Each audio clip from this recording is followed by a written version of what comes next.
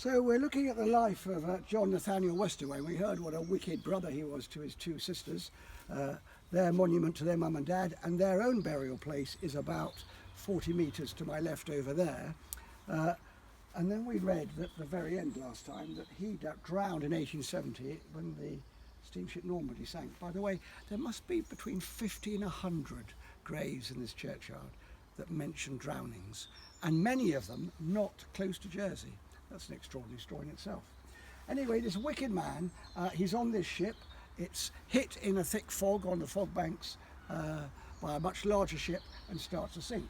Our John Nathaniel, our wicked brother, actually is given a seat in the lifeboat because he's the wealthiest man on board. His dad built all the houses here, a very rich man.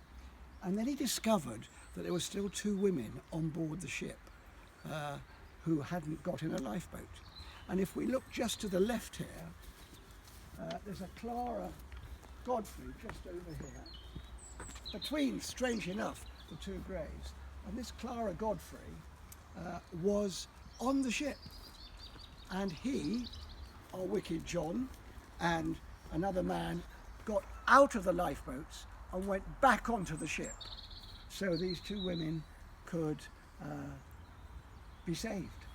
And we see down here, it's the children of the Godfreys. It mentions Clara.